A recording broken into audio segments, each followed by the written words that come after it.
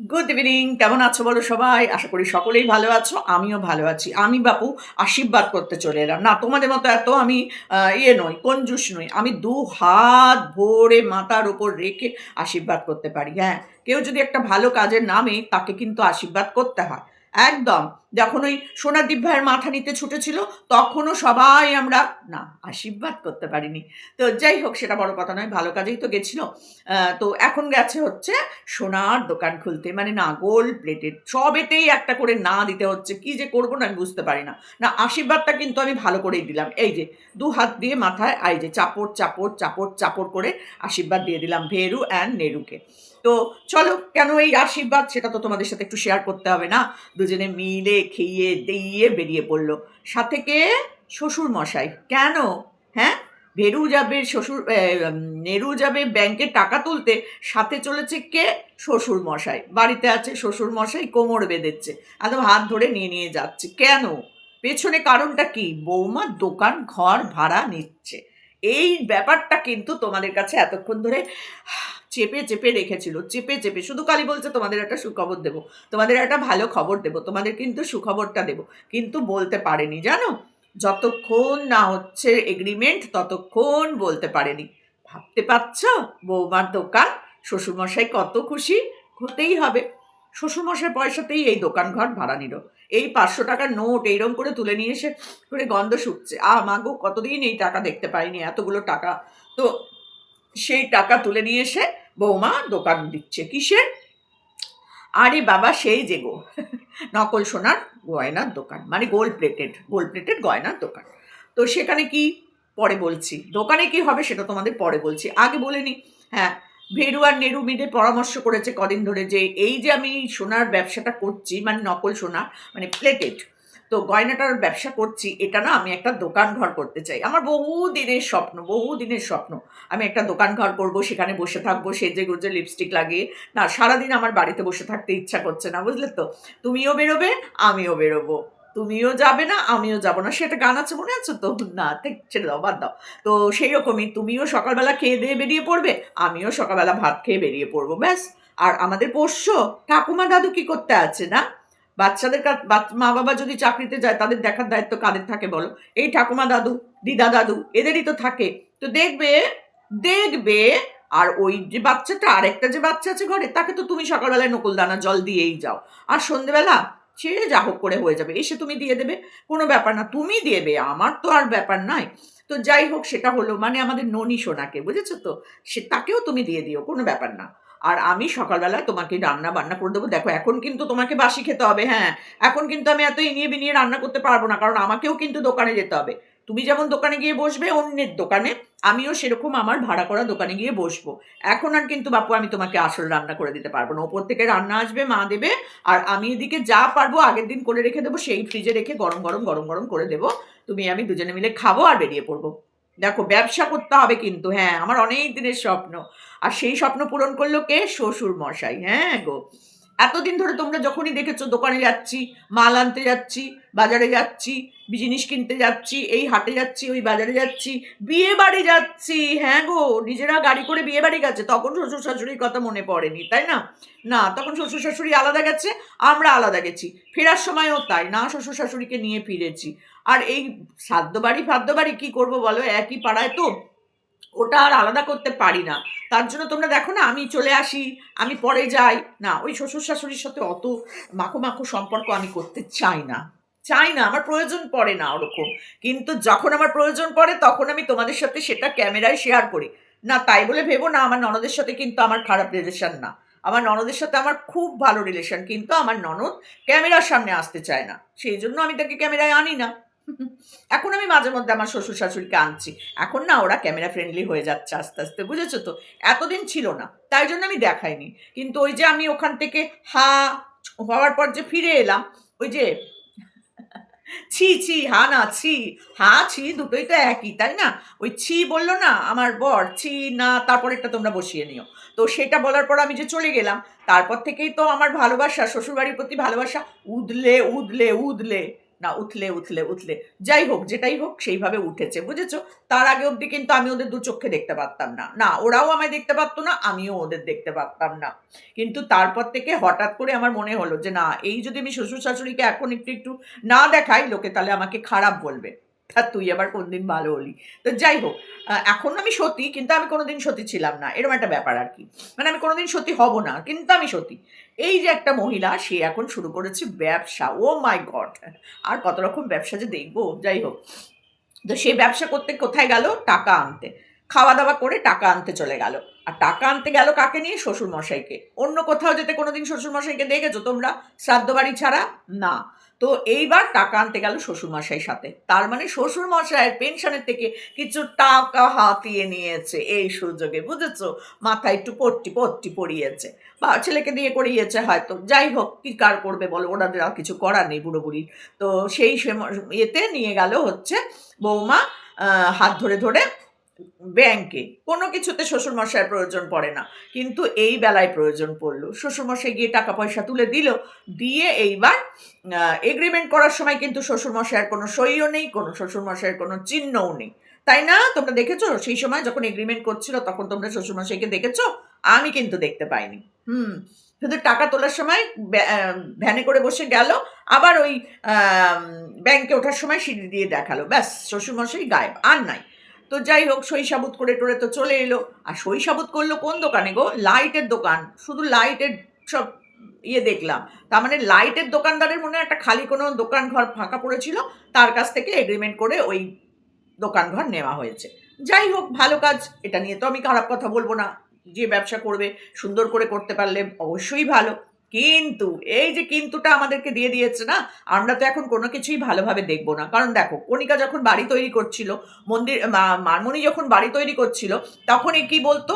এই যে বেরিয়েছে, নোংরামো করে এই তোমার নেতা নেত্রীদের সাথে শুয়ে টুয়ে টাকা ব্যাগ ভর্তি করে টাকা নিয়ে আসবে, এসে এই বাড়ি তৈরি করছে, এই বাড়িতে ফ্রিজ আসছে, এই বাড়িতে এসি লাগাচ্ছে, এই বাড়িতে ওয়াশিং মেশিন আসছে, এই করে করে ৩টে ৪টে করে ভিডিও করতো। তোমাদের মনে আছে? মনে আছে? সবার মনে আছে।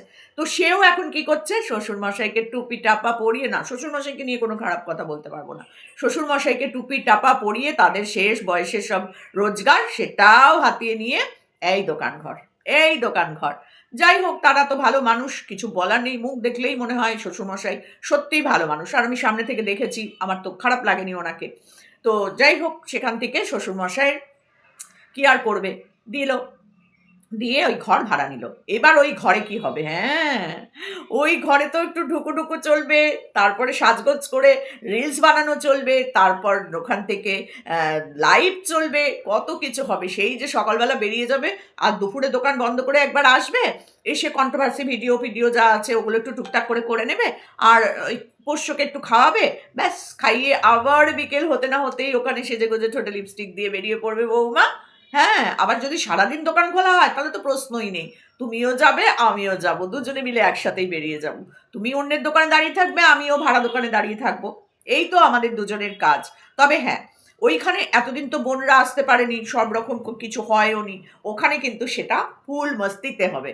মস্তি মে জিলেলে জিলেলে, ওরকম একটা গান আছে না? ওইটা কিন্তু ওখানে দারুণভাবে শর্টস হবে, তাই না? হ্যাঁ, আর যারা তোমরা দূর দূর থেকে আসতে পারছো না, তাদেরকে আমি অনলাইন করব। বাকি সব তোমরা আমার দোকানে চলে আসবে। একদম ছুটে ছুটে আসবে কিন্তু, হ্যাঁ? মানে দীপ ভাইয়ের দোকানে তোমরা চলে যেও।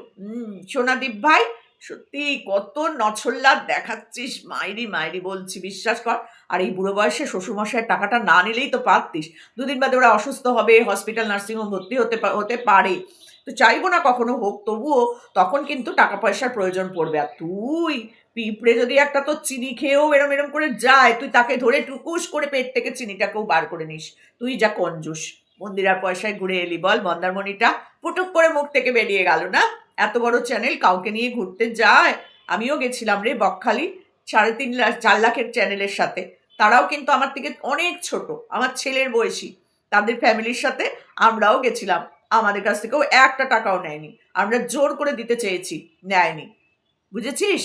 মন ভালো থাকলে, ভালো মানুষ হলে তাদের সাথে যাওয়া যায়। তারাও অনেককে অনেক জায়গায় নিয়ে যায়। বুঝেছিস? সবসময় নিজেকে এমন কিছু প্রিটেন্ড করিস না যে তুই ছাড়া আর কেউ কোনোদিন করেনি। আর বড় বড় ব্লগারদের দেখ, তারা সবাই মিলে একসাথে বেড়াতে যাচ্ছে। ঘুরতে যাচ্ছে, আড্ডা মারছে, হোটেলে যাচ্ছে। বড় বড় ব্লগারদেরকে দেখ একটু, এই তো পড়ে আছিস সেই একটা কুয়োর মধ্যে, সে একটা কুয়োর ব্যাঙ হয়ে পড়ে আছিস। আর যে যার জন্য তুই ভিডিও ডিলিট করছিস, এই করছিস ওই করছিস, মানে কি বলে ওটাকে, একটা কথা আছে আমি ভুলে গেলাম কথাটা, তুই যে এইরকম করে আঙুল দেখাচ্ছিস না, ওটা তোর দিকেই এরম করে ফিরে আসছে। এত ভালোবাসা, এত ভালোবাসা, এত ভালোবাসা দেখাচ্ছিস না, সেই ভালোবাসার বনুই তো তোকে একদম পুরো জামা কাপড় খুলে দিয়েছিল রে। তারপরেও তোর এত ভালোবাসা, বাবা সত্যি। তাহলে আমাদের ভালোবাসতে পারলি না কেন? আমাকে আর গীতাদিকে আর জয়িতাকে কেন ভালোবাসতে পারলি না? আমরাও তো তোকে ভালোবাসতাম, তাই না? সোমাদি, গীতাদি, আমাদের সব দিদি দিদি বলে ডাকতিস, আন্টি বলে তো ডাকতিস না। তো সেখান থেকে আমাদের ভালোবাসতে পারলি না কেন? যারা তোকে নিয়ে তোর নোংরা নোংরা কথাগুলো বলে তোকে মানে নাঙ্গা করে দিয়েছিল, তুই তাদের আবার ভালোবাসছিস, তাদের বাড়ি গিয়ে মাটন খেতে পাচ্ছিস, তাদের সাথে তাদের পয়সায় ফুর্তি করতে যেতে পারছিস, সোনার জিনিসপত্র আদান প্রদান করছিস। তাহলে গীতা দিয়ে আমি আর জয়িতা কেন এখান থেকে বাদ? হ্যাঁ, আমাদের সাথে কেন তোর সেই বন্ধুত্বটা আবার করতে পারলি না? কেন পারলি না তোর এই যে ভাই, বাবা ডার্লো ভাই, সেই ডার্লো ভাইয়ের সাথে রিলেশন ঠিক করতে পারছিস না? কেন পাচ্ছিস না? মুনমুন, তারপরে আরো যারা ছিল সেই সময়, সুলতা, যারা তোর জন্য আমাদেরকে নোংরা নোংরা ভিডিও করেছে, আমাদেরকে অসম্মান করেছে, তাদের সাথে কেন সম্পর্কটা ঠিক রাখতে পারলি না? কেনই শুধু মন্দিরার সাথে রে? কেন রে, কেন? উত্তর দিস তো। আমরাও তো তোকে ভালোবাসতাম, তোকে নিয়ে নোংরা নোংরা কথা আমাদেরকে বলতো, মানে তোর জন্য নোংরা নোংরা কথা বলতো আমাদেরকে এই এরা, সীমা থেকে আরম্ভ করে, এই সঞ্জয় থেকে আরম্ভ করে, সুলতা থেকে আরম্ভ করে, মুনমুন থেকে আরম্ভ করে, আরো আরো অনেক ছিল, দেবজানি না দেবাঞ্জনা কি যেন নাম, সেই মেয়েটি, আরো অনেক ছিল, আমার অত নাম মনে নেই। তো তারা তো আমাদেরকে নিয়ে নোংরা নোংরা ভিডিও করেছে শুধু তোকে ভালোবাসতো বলে। তো তারা এখন নেই কেন? তারা এখন তোর গোষ্ঠীর ষষ্ঠী পুজো করছে কেন দিন রাত্রি? আর কেনই বা তোকে যারা নোংরা করে দিল, তোকে যার তোর তোর গোপন তথ্য যারা প্রকাশ করে দিল, তাদের প্রতি তোর এত ভালোবাসা? বল বল বল বল বল, পেছনে কি রহস্য? রহস্য একটা আছেই বন্ধুরা, তোমরা কিন্তু এটা ভুললেও ভেবো না যে এইটা ওদের শুধু বন্ধুত্ব, বনু বনু বনু না, ভেতরে পনু পনু পনু ব্যাপার আছে।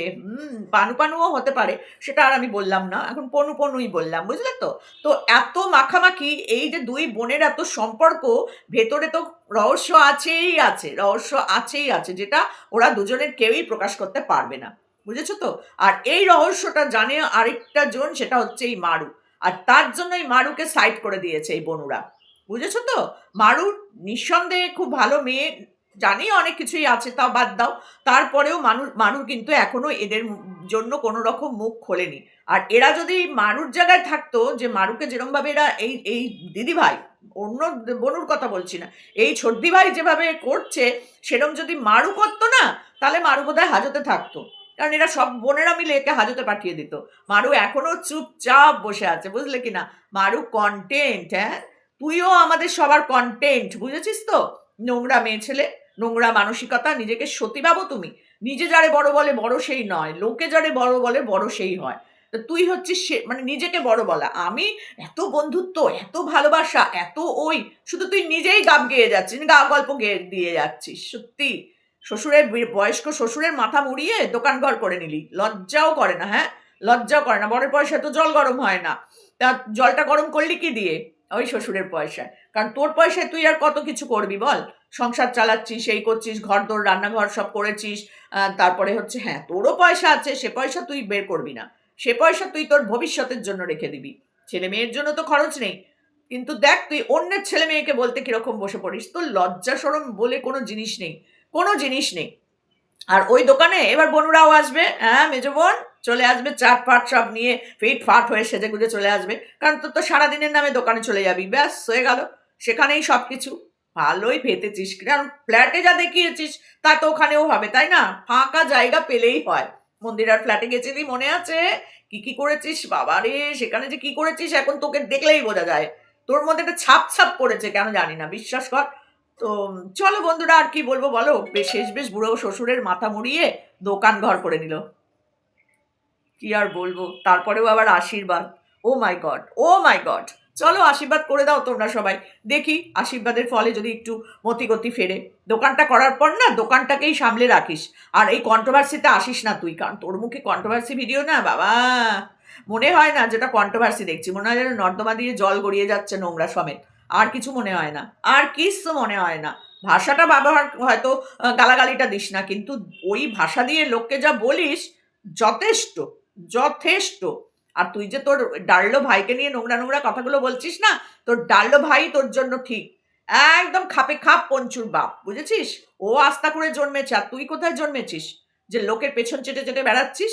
লজ্জা করে না? BA pass, M A pass, ওই পাস, এ পাস, ও পাস, ধপাস, ভালো করে পড়াশোনা করে টিউশনই করতে পারতিস তো। শ্বশুরমশাইয়ের নামটা তো একদম মাটিতে মুছে দিলি, তারপর আবার বড় বড় কথা বলতে আসিস কি রে?